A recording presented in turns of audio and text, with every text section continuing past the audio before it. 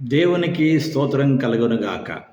క్రీస్తునందు ప్రియమైన యేసుతో ఏకాంత సమయం క్వైట్ టైం కార్యక్రమ వీక్షకులందరికీ ప్రభు అయిన యేసుక్రీస్తు నామం పేరిట విజన్ క్యూటీ ఫెలోషిప్ తరఫున ప్రత్యేక వందనాలు, శుభాలు తెలియజేస్తూ నేటి ధ్యాన కార్యక్రమానికి మిమ్మల్ని ప్రేమతో ఆహ్వానిస్తున్నాను. ప్రియులారా, నేటి ధ్యానం కొరకే ఏర్పాటు చేయబడిన పరిశుద్ధ లేఖన భాగం ఇర్మియా గ్రంథం 45వ అధ్యాయము 1వ వచనము నుండి 46వ అధ్యాయము 12వ వచనం వరకు.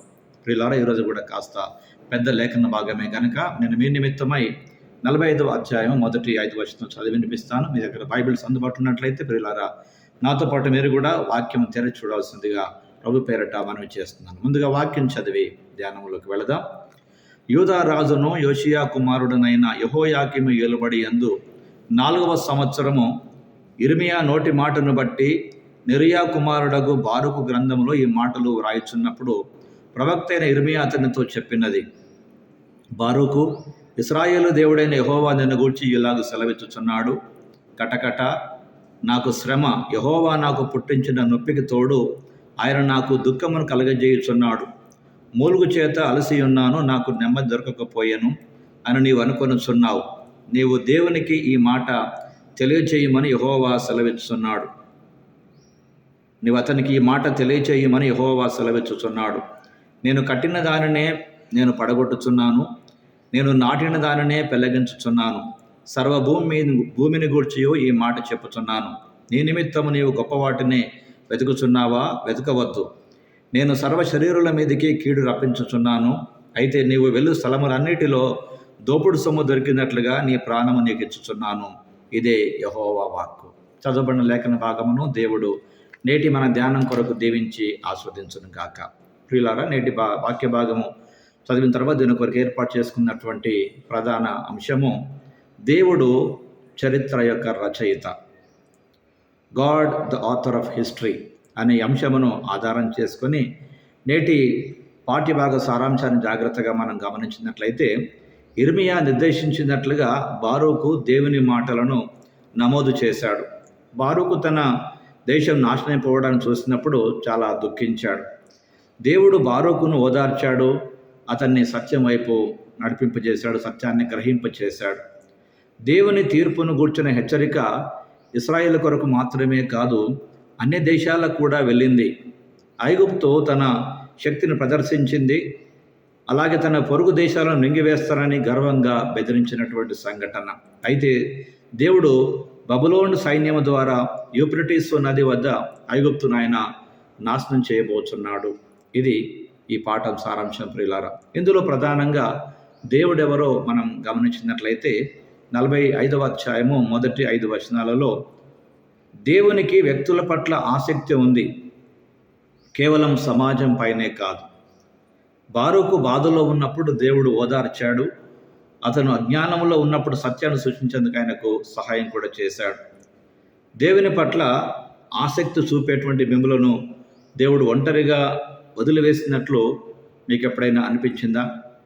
ప్రియ సహోదరి సహోదరుడా, ఈ ధ్యాన భాగంలో పాల్పొందుతుండగా నిజముగా ఎప్పుడైనా దేవుడు మమ్మల్ని పట్టించుకోలేదు, మా పట్ల జాగ్రత్త వహించలేదని మీకు అనిపించిందా?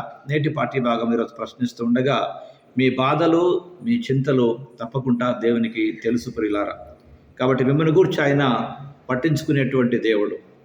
He cares for you.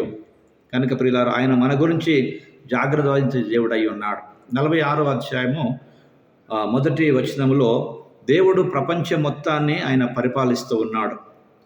అయినప్పటికీ అంతర్జాతీయ వ్యవహారాలు శక్తివంతమైన దేశాల చేత నిర్వహించబడినట్లు అవన్నీ అలాగే అనిపించవచ్చు. అన్ని దేశాల పెరుగుదల లేక పతనం దేవుని చేత పరిపాలించబడుతుంది ప్రియులారా. కాబట్టి నేటి పాఠ్యభాగం ద్వారా దేవుడు మనతో మాట్లాడుతున్న మాటకు మన జీవితానికి ఒక విధమైనటువంటి అన్వయింపు తీసుకున్నట్లయితే ప్రియులారా, మనము నియంత్రించలేనటువంటి అంతర్జాతీయ వ్యవహారాల స్థితి, అలాగే వేగవంతంగా మారుతున్న కాలాలను గురించి మనకు భయాందోళన కలగవచ్చు. అయితే ప్రియులారా, దేవుని వాక్యం మనతో మాట్లాడుతున్న ప్రకారం మన జీవితాన్ని ప్రభు వాక్యంలో మనము సరిచేసుకోవాల్సినటువంటి వారమై ఉన్నాం. కనుక సులభంగా సాధారణ రోజువారీ జీవితంలో దేవుని చిత్తాన్ని అనుసరించడం అనేటువంటిది దేవుని చిత్తమే. చరిత్ర యొక్క దిశను మారుస్తుందని నేటి పాఠ్య భాగం ద్వారా మనం గ్రహిస్తున్నాం ప్రియులారా. ఎందుకనగా దేవుడు చరిత్ర అంతటిని రచించినటువంటి దేవుడు. God is the author of history అని మనం ఈ పాఠంలో గమనిస్తున్నాం ప్రియులారా. కనుక దేవుడు చరిత్ర అంతటి నిర్దేశించేటువంటి దేవుడు గనక ఆయనకు సమస్తం పైన అధికారం ఉన్న సంగతి నేటి పాఠ్యభాగం మరొకసారి మనకు జ్ఞాపకం చేస్తుంది ప్రియులారా.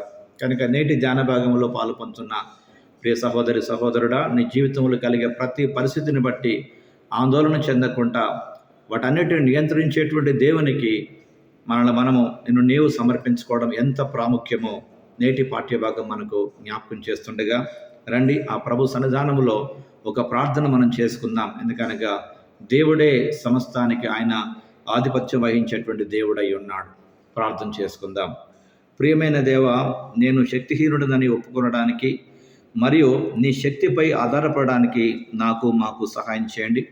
మా సొంత జ్ఞానము చేత ఆలోచన చేత ఏది మేము సాధించుకోలేమని, మా కొరకు మీరు కలిగి ఉన్న ఉద్దేశమే చివరికి నెరవేరుతుందని ఆశిస్తూ ఈనాటి పాఠ్యభాగం ద్వారా మీరు చరిత్ర అంతటినీ నిర్దేశించేటువంటి దేవుడవని, చరిత్ర రచయితవని జ్ఞాపకం చేసుకొని మీ పాదములకు ఎంతో స్తోత్రము చెల్లిస్తూ క్రీస్తు యేసు పేరట ప్రార్థిస్తున్నాం పరమ తండ్రి. ఆమేన్, ఆమేన్. ప్రియులారా, ప్రభువారు అనుదినం తన వాక్యం ద్వారా మనతో మాట్లాడుతూ మన జీవితాలను బలపరుస్తున్నటువంటి ఈ యేసుతో ఏకాంత సమయము అనే అనుదిన ధ్యాన కార్యక్రమాన్ని బట్టి ప్రభుకి ఎంతో స్తోత్రం చెల్లిస్తున్నాం ప్రియులారా. కనుక చరిత్ర అంతటినీ నిర్దేశించేటువంటి దేవుని చేతులకు మనల్ని మనం సమర్పించుకోగలిగినంత గొప్ప సంగతి మరొకటి లేదని ప్రియులారా నేటి పాఠ్య భాగం ద్వారా మనం నేర్చుకుంటూ ఉన్నాం. కనుక దేని విషయంలో మనము ఆందోళన చెందాల్సిన లేదు ప్రియులారా. ఈ ధ్యానంలో పాల్పొందుతున్న ప్రియ సహోదరి సహోదరుడా, నీ జీవితంలో ఏదైనా ఒక పరిస్థితిని బట్టి ఆందోళన పడుతున్నావా? ఇదిగో ప్రభు మాట్లాడుతున్నాడు. అన్నీ ఆయన స్వాధీనంలో ఉన్నాయి కనుక సమస్తాన్ని నియంత్రించేటువంటి దేవునికి ఆయన చిత్తమునకు నిన్ను నీవు అప్పగించుకున్నట్టు కంటే ఉత్తమమైన మార్గం లేదని మరొకసారి వాక్యం మనకు జ్ఞాపకం చేస్తుండగా మనము ఆయనకు సమర్పించుకుంటూ ఆయన చిత్తానుసారంగా ఆయన మహిమ కొరకు జీవించగల కృప దేవుడు మనందరికీ సమృద్ధిగా అనుగ్రహించునుగాక. ప్రియులారా, మరొకసారి ముగింపులో ఈ ధ్యాన కార్యక్రమానికి సమయం తీసుకొని మరి ఈ కార్యక్రమంలో పాల్పొందిన మీకు ప్రభు పేరట ప్రత్యేక వందనాలు తెలియజేస్తూ అనేకులకు యేసుతో ఏకాంత సమయము అనేటువంటి క్వైట్ టైం, ఈ క్యూటీని పరిచయం చేయాల్సిందిగా మీకు ప్రభు పేరట మనవి చేస్తున్నాం. భవిష్యత్ కాల సేవ కొరకు ఉపయోగకరంగా తప్పకుండా లైక్ చేయండి, షేర్ చేయండి, సబ్స్క్రైబ్ చేయండి. అనేక జీవితాలను అనునిత్యము కట్టబడేటువంటి ప్రభుతో ప్రత్యేక సమయం గురించినటువంటి ఆలోచన అనేకులకు తెలియజేసి వారిని బలపరచాల్సిందిగా మరొక మారు మీకు ప్రత్యేకంగా ప్రభు పేరట మనవి చేస్తూ ఈ కార్యక్రమం ముగింపులో మరొకసారి దేవుడు సమస్త చరిత్రకు ఆయన రచయితగా ఉన్నాడని జ్ఞాపకం చేసుకుంటూ ఆయనకు మనము మన కుటుంబాలను మనకు దేవుడు ఇచ్చినటువంటి పరిచయను అప్పగించుకుంటూ ముందుకు వెళదాం. ఆ విధంగా దేవుడు మనలను తన స్వాధీనం చేసుకొని తన మహిమ కొరకు మనలను నిలబెట్టి వాడుకునుగాక. Thank you. God bless you all.